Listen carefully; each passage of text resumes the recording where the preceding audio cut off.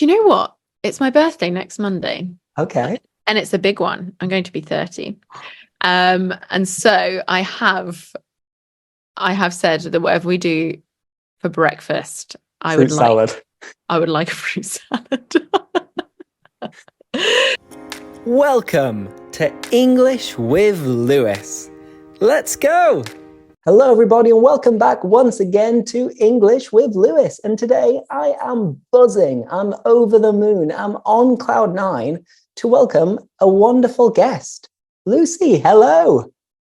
Hi, Lewis. Thank you so much for inviting me to be on your podcast. Well, the pleasure is all mine. It's an honor to have you here, and I'm sure people cannot wait to hear what we're going to be speaking about today. But I don't really need to introduce you, but tell us about you. What is your story? Let's get straight into it. Oh, I'm always bad at introducing myself, even though I have so many videos on introducing yourself on my channel. No, my name's Lucy and I'm an English teacher, and I've been teaching predominantly on YouTube for nearly 8 years, I think now. I started in 2016. And I started off teaching in person in Seville, where I think you taught as well and lived. And now we focus mainly on making online English courses and free online social media lessons. Excellent. So it started in Seville. Obviously, many people will know that I lived in Seville for many years. I still travel back to Seville quite a lot. Why did you choose to move to Seville? Well, it started in Madrid, actually. I did an Erasmus semester, which is when you do a semester abroad, normally in Europe, I think, and it's supported by the EU, or at least it was when England was part of the EU. One of the days. But yeah, I did a semester in a university in Madrid studying marketing. And then I was meant to stay on for one more year and do a year-long placement, which is also called an internship in a marketing department. But the company shut down and I had to fill the rest of the year with something because I couldn't re-enroll in university. So I ended up moving to Seville because my partner at the time lived there. And I did my TEFL qualification on Calle Sierpes. Where did you do your TEFL or CELTA? I did the Celta, which was in the center of Seville. I don't remember exactly the name of the road, but it was next to La Plaza de la Magdalena, and it's called Click. So, Click. I did my first yeah. ever Spanish course there when I was 16, Oh, 17. yeah. Yes, and I really wanted to do the CELTA there, but they were completely full. So I did the TEFL on a neighboring street. And wait, so your story with Seville actually goes way back. If you did a Spanish course there when you were 15, 16? It's true. You're right. When I was very young, I was in my final 2 years of school, sixth form, as we call it in the UK. I was obsessed with Spanish. I didn't like school very much. I didn't have a good time. And for me, it was my ticket out of my small town. I really, really was so excited by learning another language and conversing with other people. And it was something I was initially reluctant to do because the rumor was around our school, oh, Spanish and French are so boring. So I kind of sat in the back of these classrooms, not really wanting to participate. And then it started clicking and I got excited. And I was working at a pub in my village and I saved up all my money to go for a week in August Ugh, bad to, timing. I know, to Click in Seville. And it was love at first sight with that city and the language. I had an amazing time and I ended up doing it twice more, once in April, once in October. Always saving up my money as much as I could and then going for a week. It was always in half term on my school holidays. And that's where, yeah, I eventually met a boyfriend there and I was with them for many years and met his family, friends, and really integrated into that city. It was awesome. Okay, and for people who don't know Spain and Spanish, Seville is in the south of Spain in Andalusia, and the Spanish accent is quite difficult because they usually don't finish the end of the words or the phrases, and they speak really, really fast. with a little bit of a lisp almost. So obviously going there for a Spanish class, I imagine you expected it to be standard Spanish. What was it like when you went to a supermarket or you got your hair cut and you were like, what are they saying? Oh, it was a challenge at first, but I was amazed by how quickly I adapted to it. And not just me. I think these accents seem difficult because they're so different to what you're used to, but you only have to spend a little bit of time listening to them and familiarizing yourself with them, and it will make sense. And that's why in my videos where I can, and especially in our courses, we try to show as wide a variety of accents as possible, because if you can familiarize yourself with as many as possible, you're going to have a much easier time understanding a wide variety of people. Fantastic. Now, continuing with Spanish for a little bit, do you still practice it at the moment? Do you feel a bit rusty now that you don't live in Seville anymore? Great word, rusty. That was exactly how I felt 3 months ago. My husband and I decided to move, in quotation marks, to Spain for 3 months with our dog, because we work remotely. So we have that luxury, and a really busy period in our work life had kind of come to an end. And so we decided to live for 3 months near Marbella in Spain. And when I got there, my Spanish felt so rusty. Hola, me llamo Lucy. Ayuda. Exactly. And unfortunately, we moved to quite a touristy part of Marbella, and we didn't meet many Spanish people. So we had to kind of go out looking for them to the neighboring areas. And the first couple of nights trying to chat with them, I felt a little bit depressed. I must say, I did actually cry one night. Oh, wow. Yeah, because I felt like I hadn't used this muscle that I had worked so hard to build, but it came back really quickly, and I was soon enjoying myself in I mean, Spanish. they say it's like riding a bike, and also Yeah. you can compare going to the gym and staying in shape with learning a language. If you don't use it, I don't want to say that you lose it, but it does get harder and harder. And sometimes it's harder to remember the words. Maybe when you're pronouncing something, the words just don't quite come out as you want them to come out. Yeah, you just have to work a little bit harder to get it back. But I agree that you don't lose it. You just need to put in a bit of effort. It's somewhere in the back of your head, in the back of your brain, somewhere you know the language. Yeah, in a dusty filing cabinet. Great. But anyway, so you were in Seville, and then at some point you decided to transition into YouTube and making videos. How did this all come about? Oh, so this was 2015. I had to move back to London because I needed to finish my last year of my degree. I really didn't want to leave Spain, but it was something I had to do. And I set up like a mini language school in my flat.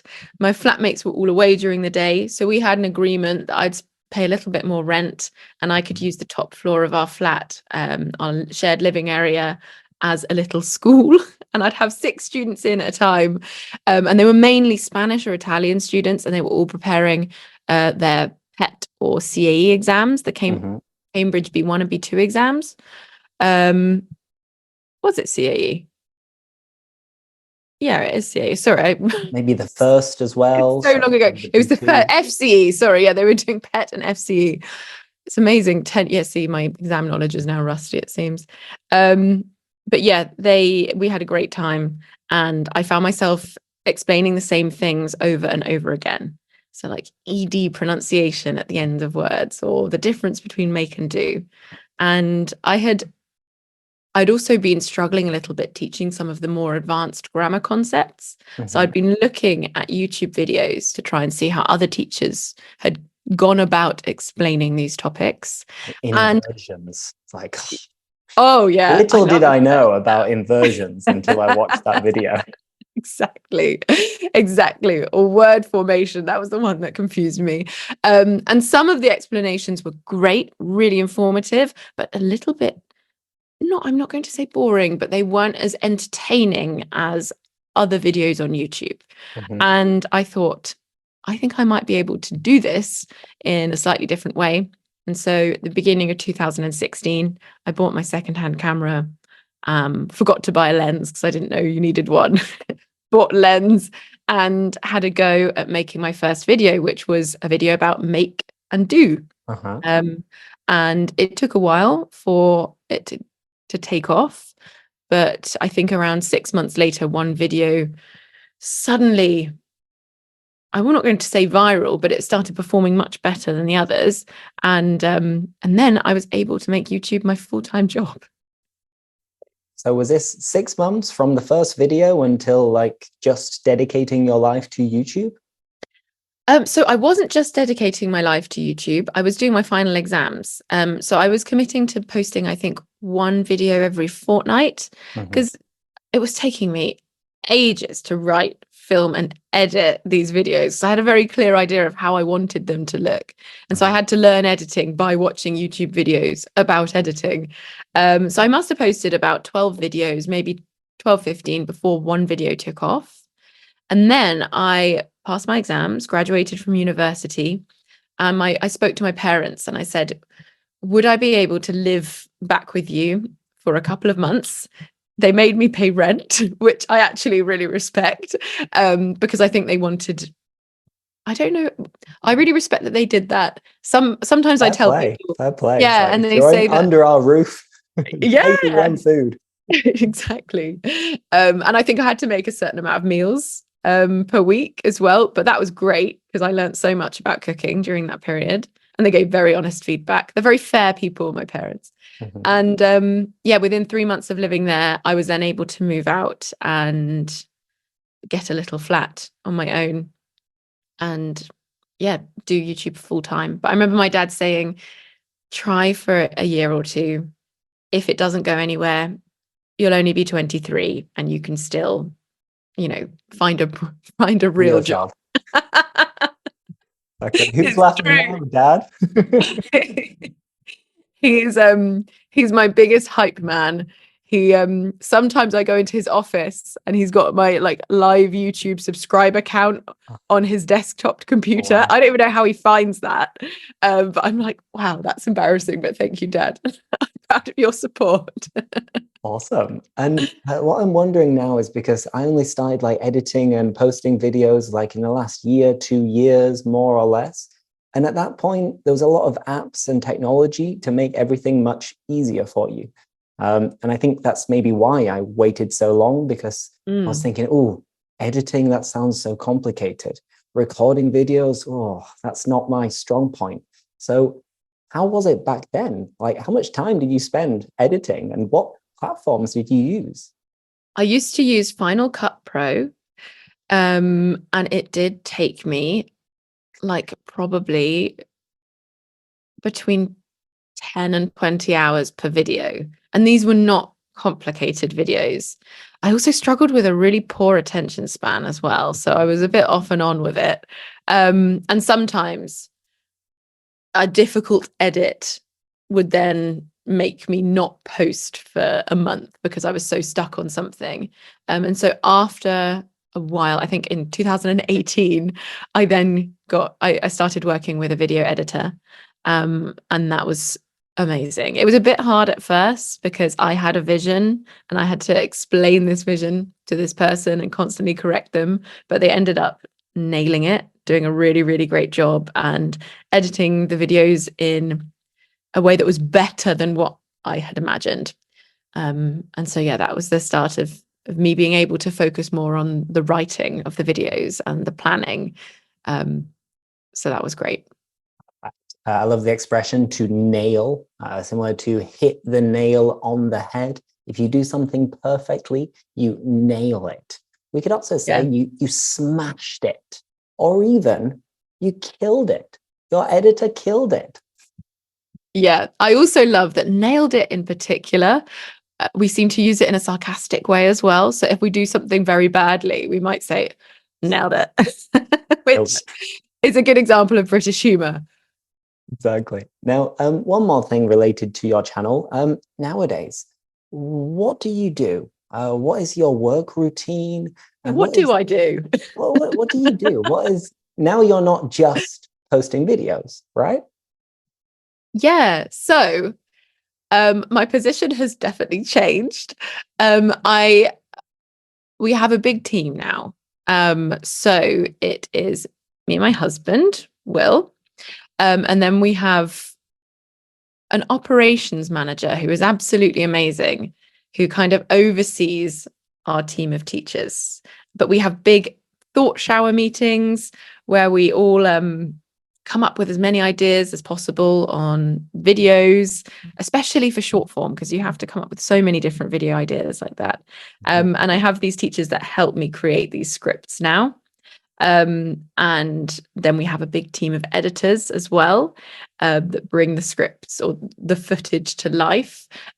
My job now is more about ideas and coming up with the concepts for courses. I work with a curriculum designer to create the curriculums for all of our courses. We do quite a lot of work, or I do a lot of work on the marketing. Obviously, I still film all of the content as well. I do a lot of audio recording as well, because there are so many audio elements to the courses. So I have taken myself out of the jobs that I am not excellent at. Proofreading, for example. I miss things. So we have a team that proofreads. Formatting things, admin tasks. I just make sure that my time is spent doing the things that only I can do, or the things that I really enjoy, or I'm kind of better than average at. So yeah, I think it's more, I guess I am the CEO of this company, so it's overseeing things, and planning for the future, forecasting, coming up with ideas. Sounds exciting. And in the last couple of years, people have started to cut corners, I guess, and save a bit of time by using artificial intelligence, AI, like ChatGPT. Myself, I use it a lot. Whenever I'm wondering what phrasal verbs there are with the verb take, or if I'm coming up with a video of make and do, and I was like, okay, let's just ask ChatGPT first. So I confess, I use robots to help me. Do you use AI in any way? So yeah, we do use AI. We're still a little bit skeptical, because often I'll ask it for 10 phrasal verbs and it will give me 9, and then the 10th will be an adjective. Like, the problem is that it's trained on what is on the internet, and not everything on the internet is correct. It's not like it's trained on grammar books and like proper published material.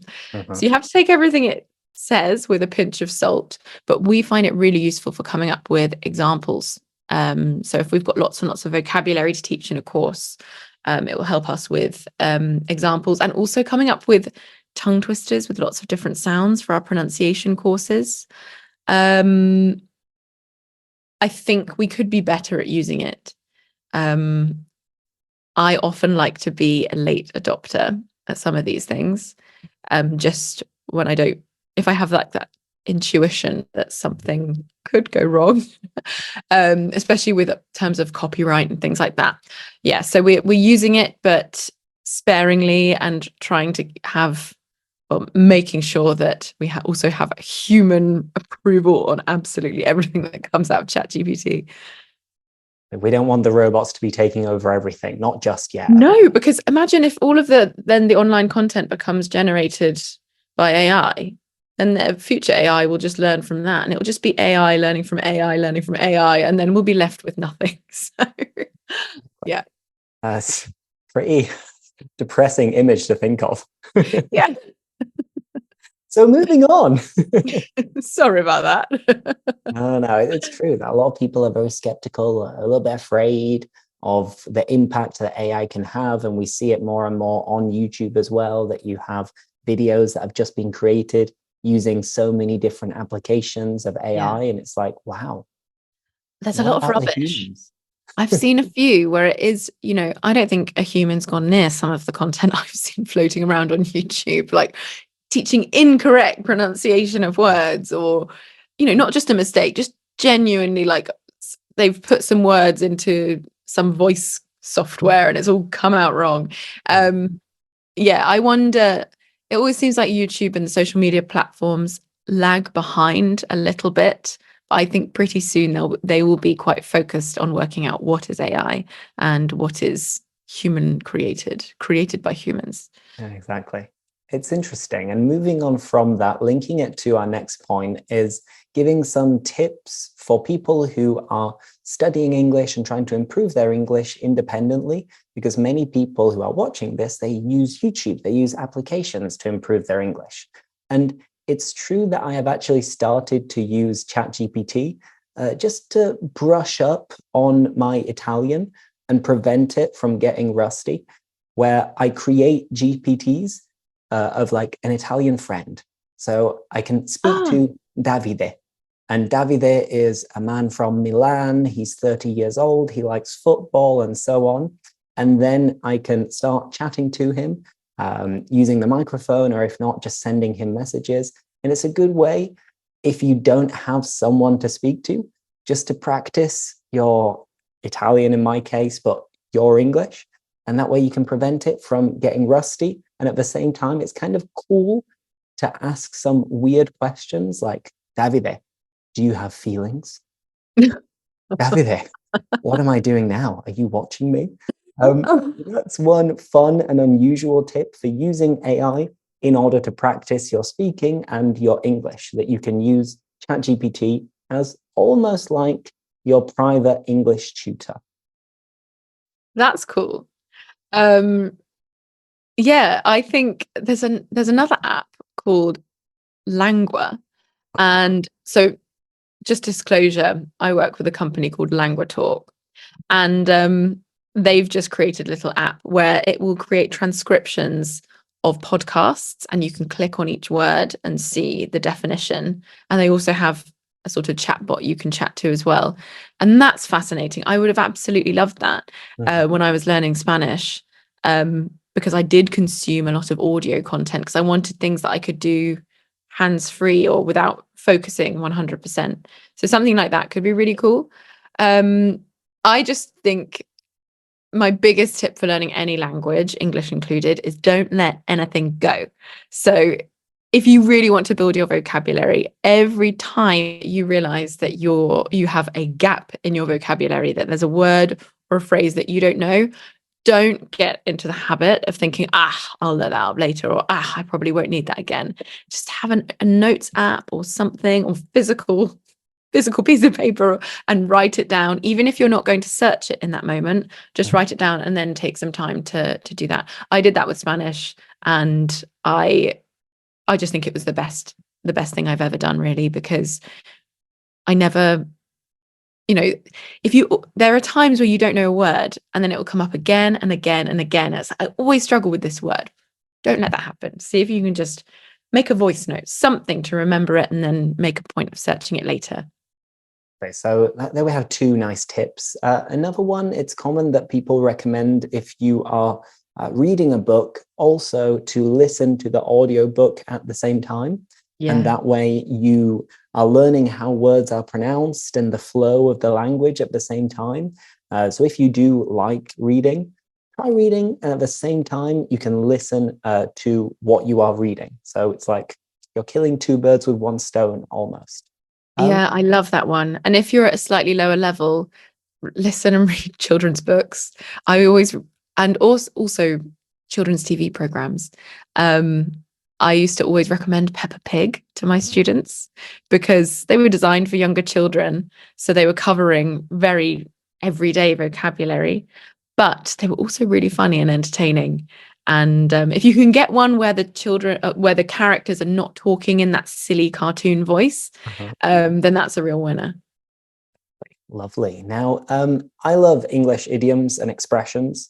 I try Same. to force them into conversations, even when native speakers wouldn't use them naturally. So, it's an idiom, it's an expression.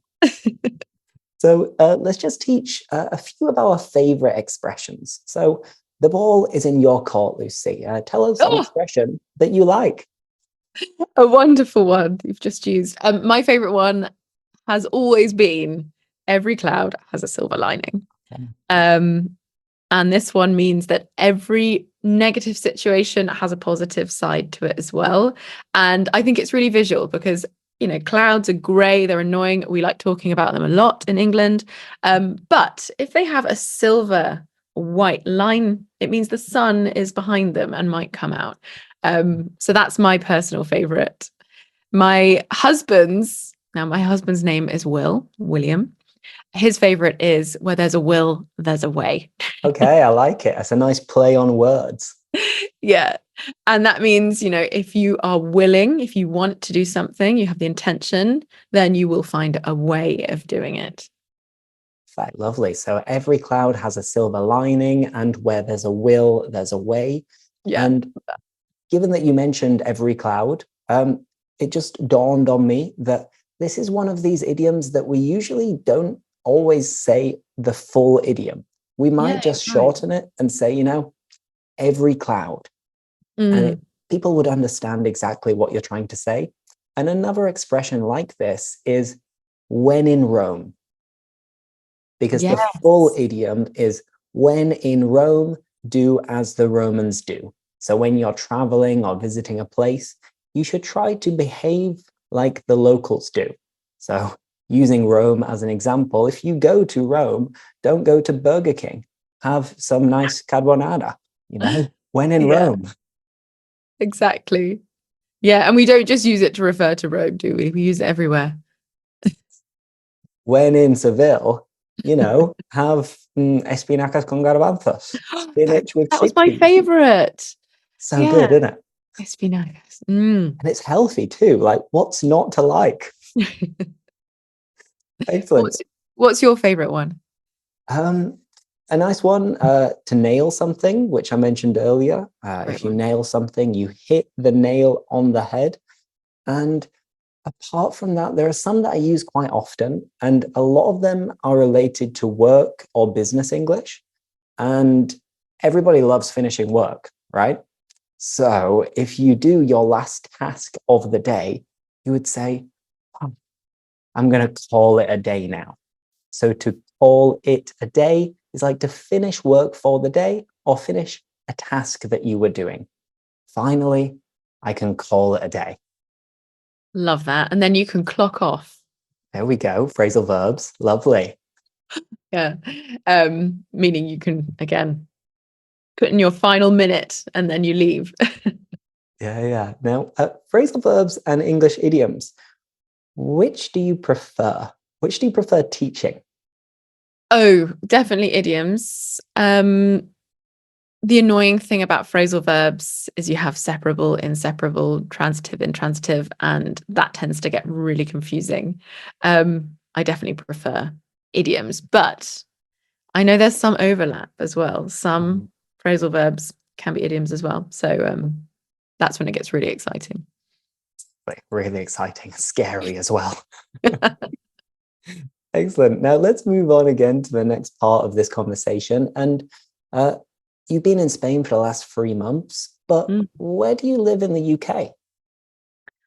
So we live in a really nice part of the UK called the Cotswolds. It's not where I grew up. It's somewhere that I had visited, and I remember thinking, imagine living there one day. So we're still really excited to be here.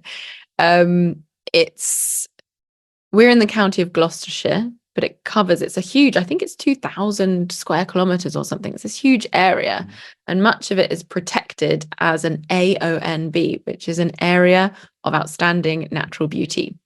And what you'll see around the Cotswolds is a very typical type of architecture, which is houses made of Cotswold stone, which is like a honey colored stone. So all the houses look like they're on a chocolate box. I think in the past, chocolate boxes often had cute little villages on them. So we say it's a chocolate box village. There are lots of famous towns like Bybury, or villages like Bybury and Stow-on-the-Wold. And so it's a very, very pretty area. I have never been. Lewis, you must come. You have my invitation. I'm realizing that there are so many areas in UK and Ireland. Like, I've never been to Ireland. I've never been to like Brighton, Bournemouth, all of these places that are just Oh, completely unknown to me. where did you grow up? Well, I say Leeds, but it's Bradford, really. Mhm. So around Yorkshire and the north of England. So Oh, Yorkshire's lovely though. There is a similar sort of vibe with the kind of stone houses. It's just a different color of stone. Um, but yes, you'll have to send me a message if you come to the Cotswolds and we'll show you around. sounds fun. Now, do you prefer living in the countryside than the city? Yes, with the exception of Seville, which Okay. has my heart, we absolutely prefer living in the countryside. So my husband was a farmer, and we Mhm. lived on the farm for many years. And so he grew up there, never knew any different. And actually, to the point where once I took him to New York, and I have never been so stressed in my life. He was looking up at the buildings, crossing roads, almost getting run over. I thought, let's take this man back to the farm where he's safe. Um, but we like to be in a village, but with lots of countryside around us because we have a dog. We love walking, we love running, we love views, we love nature, and also we have a job where we need a lot of peace and quiet. In the past, I've started filming and then someone's started building work next door, or there've been sirens going over me. So it's very practical and peaceful to live in the countryside. But I like good links to local cities and towns, though. What is the nearest city to you? We have Cheltenham, which is quite near to us, and also Cirencester and Oxford. They're kind of in the vicinity. Excellent. And Cheltenham is famous for races, right? For horse racing. Horse racing. Yeah, they've got a big horse racing. I don't know what you'd call it. Where A do they track, race? maybe? A racetrack. Well done, thank you. They've got a big racetrack there. You told me something. And yeah, people love racing, and because of the racetrack, there are also very good restaurants in the area because it brings in a lot of tourism. Excellent. Now, I love traveling. Everybody, I think, loves traveling and visiting different places. We've mentioned Spain previously, but are there any places on your bucket list of cities or countries that you're dying to visit? Yes, but where to begin? One that we really want to visit is Vietnam. Um, I also would love to go to Costa Rica because I've heard they've got really good fruit, and fruit is my absolute favorite food. Um, in Europe, I have been here before, but I really want to go with my husband. I notice I always say we as if I can't have an opinion myself. But when we talk about traveling, it is always us talking about where we Uh-huh. want to go. He's never been to Lake Como, and I only went once when I was working. So I'd love to go there. Um, You can speak to Davide, I can ask him for yeah, he could recommendations. tell me. Where else? I've never been to Sweden, and I'd really like to go there. Mhm. And God, I could list so many different places. India is another place I'd really love to go to, especially to try their food. Some good curry, delicious. Mm. What about you? Um, there are a few places at the moment. The area that like grabs my attention the most is probably South America. Of Mm. course, it's a huge place, so I could choose many different countries. But right now, I'm between like Peru, Colombia, and Brazil. And if I went to any of these countries, I'd have to go for like a month to be Yeah. able to really see it. Maybe I could combine Peru and Colombia. I'd love to go up Machu Picchu and food. I love food, so I'd love to try Peruvian food in Yeah. particular. And Colombia, you mentioned fruit. The amount of like exotic fruits that they have that are so colorful that you like cut into them is like, wow, it's like a bright purple. We don't have any of that in Europe. It's true. So South America is the one, but I don't know That would be when. great. Yeah, It's you've got to make time for it. exactly. Um, fruit though. What is your favorite fruit if you had to choose? Oh, it's watermelon. Uh, Watermelon. yeah, I love the way they look. I've always been obsessed with them since I was a child. Um, In fact, when my mum, sometimes at the supermarket, if I went with my brother, she'd say, right, at the end, you can choose some sweets. And I always used to choose like a fruit because Such a healthy little girl. it's sickening, isn't it? It sounds like a made up story, but no, it's true. I always wanted to try one that I hadn't tried before. I remember once she let me buy some lychee. I don't know what kind of supermarket we were at, but they had lychees there. And that's a really clear memory because when you peeled them, they looked like eyeballs, I thought. Sorry, just went down memory lane there for a Yeah, while. it's interesting. I mean, But yes, I don't think I've ever met anyone so passionate about fruit before. sorry. Yeah, I actually at Easter, instead of Easter eggs, my husband always buys me Easter fruit, right?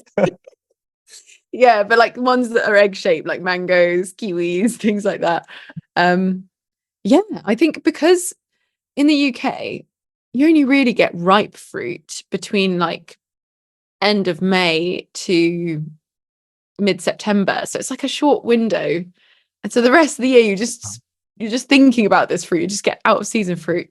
Yeah, that's my absolute favorite. Do you have a favorite food? Yeah. Curry is probably the favorite generic group of foods. Yeah, But then in Spain, I love octopus. And I feel bad for Nice. eating it because it's so intelligent, but I'm not a vegetarian. So Mhm. if I feel bad for eating octopus, then I should feel bad for eating pigs and cows and everything. But octopus that's like boiled and then served on like a bed of potato with Oh some yeah. really good quality olive oil, some sweet paprika, some good sea salt. I'm You're selling it to salivating. me. Yeah, where do you draw the line with that? I must say I have held back from eating octopus because of that particular issue, but my husband loves it. And so it's something I just have to deal with. But I have tried it and it is excellent. It's a little bit, it doesn't sound very good now, but a nice expression. If something is delicious, you would say that it is to die for. Yeah, Octopus is to delightful. die for. And fruit is too. And Absolutely. I think we'll call it a day in a minute. It's interesting finding out how much you love fruit. You're like a kid in a candy store when you enter a fruit shop. Yes. But for your birthday or for your Christmas presents, do you ask for any particular fruits? Do you know what? It's my birthday next Monday, Okay. and it's a big one. I'm going to be 30. And so I have said that whatever we do for breakfast, Fruit salad. I would like a fruit salad. Yeah, but we're actually doing a layover of a flight. I think we'll be in like the JFK New York airport. I don't know what the fruit situation's like there, No, but I'm gonna have to make it happen. you're gonna find out. If you're Yeah. interested in a nice recommendation to continue practicing your Spanish, also there is a guy on Instagram. He's called Frutero TikTokero, which is What a like great name. fruit man TikToker. Yeah. And he's from Madrid, and he's a really chatty guy, really nice and friendly. And in every video, he shows you a new exotic piece of fruit. So you're gonna love it. Man after my own heart. That sounds like my dream TikTok page. I considering re-downloading TikTok for that. It's on Instagram too. Write it Oh, down because perfect. if not, you might forget. No, I had to be very strict with myself because I was just getting into a scroll hole, as they say, for up to an hour before bed. So I've had to take myself away from it, but I'll have a cheeky look of the frutero TikTokero. Cheeky scroll. But no, I don't want to take up any more of your time. It's been an absolute ball. It's been an absolute blast. And I think it was interesting for people to find out a little bit more about you too, in particular, your favorite fruits. Of course, the most important parts. It was lovely. Thank you so much. I'm so glad I saw your YouTube comment because it was a YouTube comment on a video. And I must say, I don't see all the comments, so it just popped up. I was like, oh, yes, I do fancy having a chat with Lewis. So thank you very much for reaching out. My absolute pleasure. I thought, like, why not? Go on, I'll send some messages, see who else wants to join me on this little podcast. So thank you so much. And who knows, maybe in the future we'll do it again. Yeah. And I hope you have an amazing birthday with lots of fruit. And Thank you. thank you everybody Thanks. for watching this video. If you have any questions, let us know in the comments. Don't forget to like the video, of course, and we'll see you next time. Bye. Bye-bye. Thanks for watching. Like, subscribe, and see you next time.